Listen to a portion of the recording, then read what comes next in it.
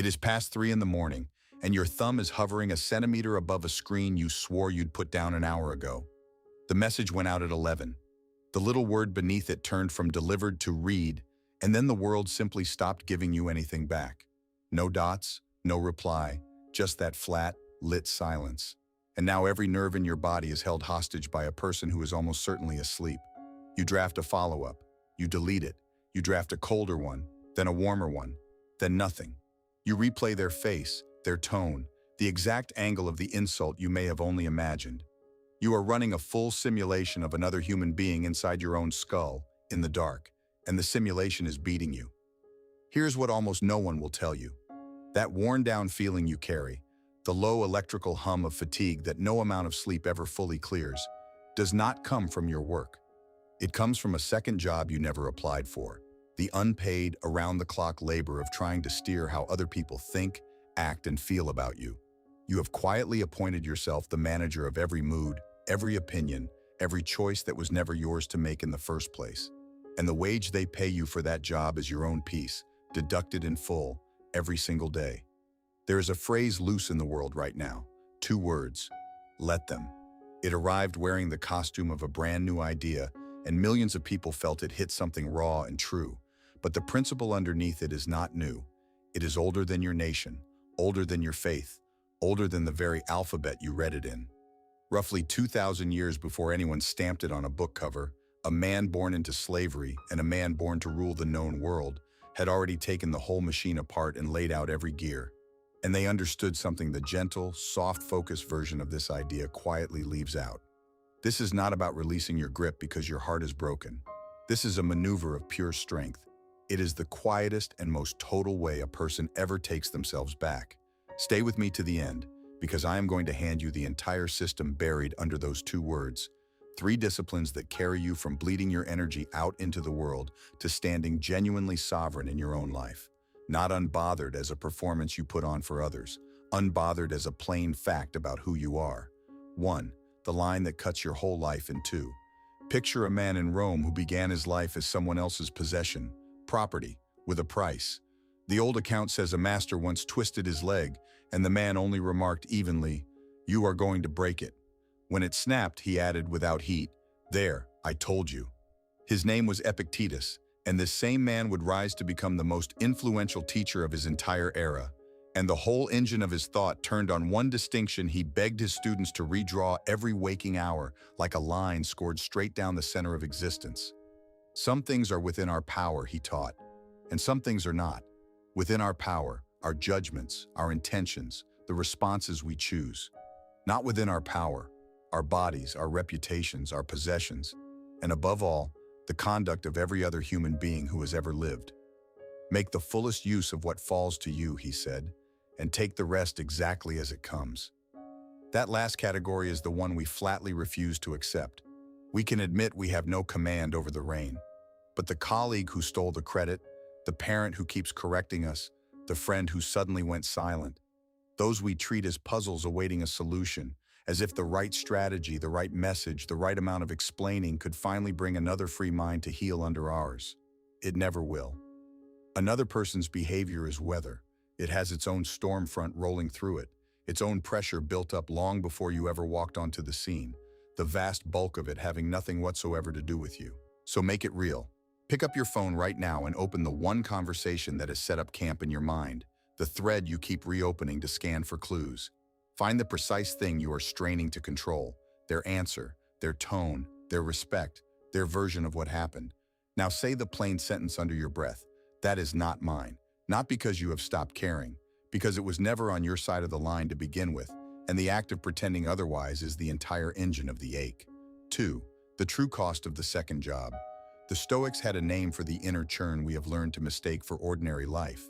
They called them the passions, the turbulence that grabs the mind by the collar and drags it where it likes. And Seneca, a man who counseled emperors and watched grown men ruin themselves in the chase for approval, saw with terrible clarity where it all began. "We suffer more often in imagination than in reality," he wrote. "The unanswered message has not actually harmed you. The story you have constructed around the unanswered message has harmed you 40 separate times before you've even had coffee." Treat your energy as what it actually is, a real and strictly limited budget. Every hour you spend administering someone else's impression of you is an hour drained from the only account that ever pays compounding interest: your own character, your own work, your own steadiness under load. You are pouring your fuel into other people's engines and then standing there baffled that your own machine has gone cold. The person who must be understood by everyone is, in the end, governed by everyone. Each opinion becomes a handle on you, and the people gripping those handles usually don't even realize they're holding anything. You pressed each one into their hands yourself. Diogenes, the wild cynic who slept in a great ceramic jar and whom the Stoics later claimed as a kind of ancestor, grasped this with savage simplicity. When Alexander the Great, at that moment the most powerful man alive, came and stood over him and offered to grant him anything in the world he desired, Diogenes asked only one thing: that the conqueror step a little to the side because he was blocking the sunlight. He possessed almost nothing, and so the world had almost nothing it could hold over his head. That is the freedom on the table, not the jar, the detachment that made the jar enough. So make it real. For one full day, run the audit.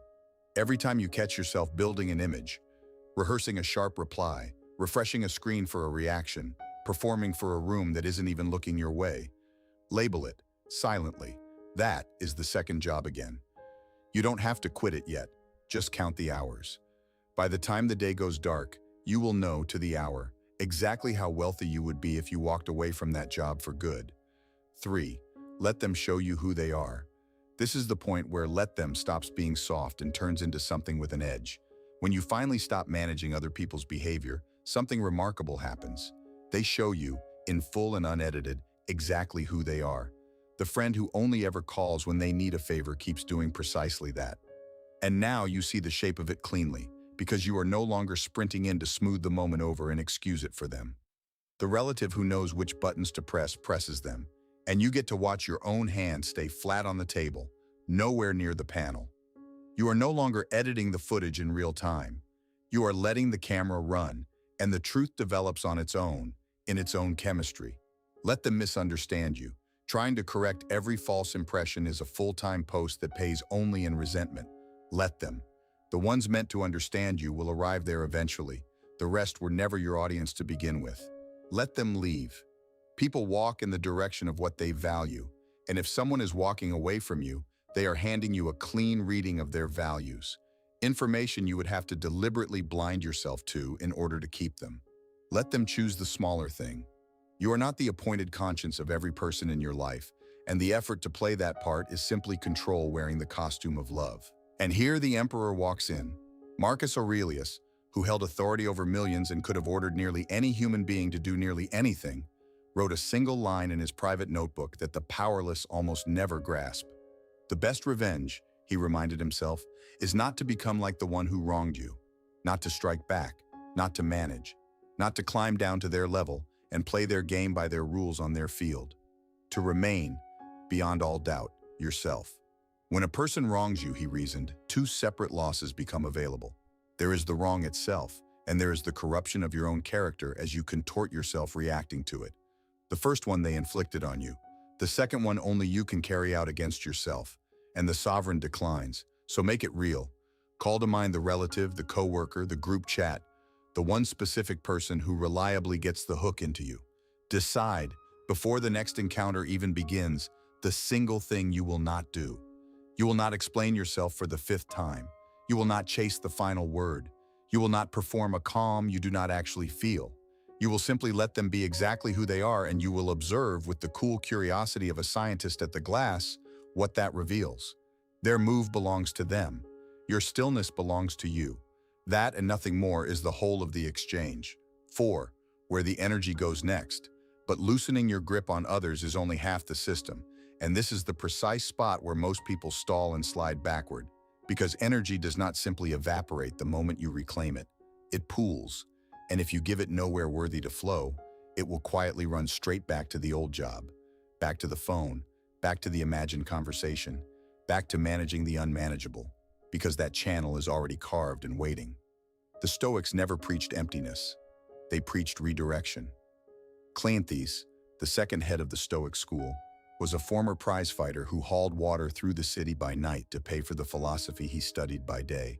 A man who took the raw, stubborn force of his own life and aimed every ounce of it at his own becoming.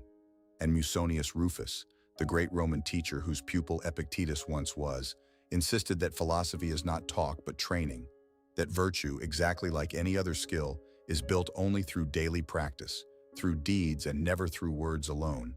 The energy you reclaim is the raw material. Your character is the thing you build out of it.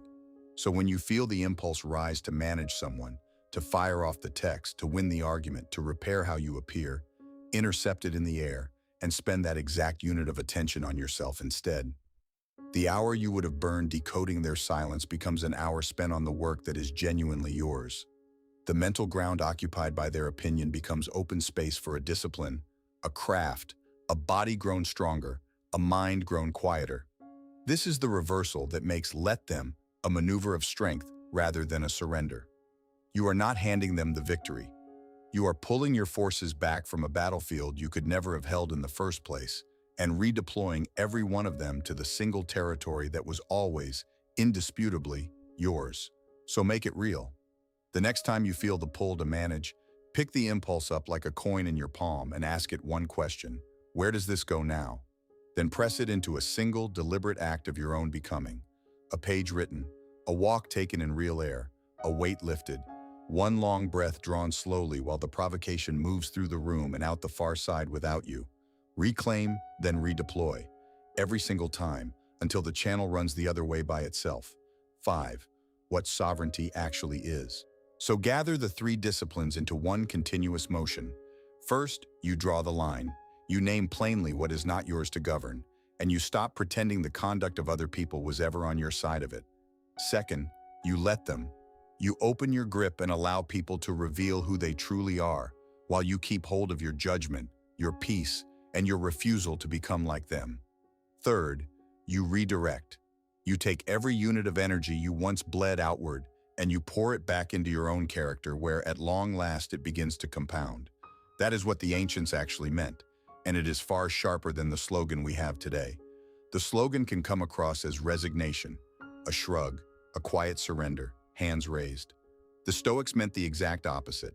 They meant that the instant you stop trying to rule what was never yours, you finally take complete command of what always was, your own response, your own attention, your own becoming.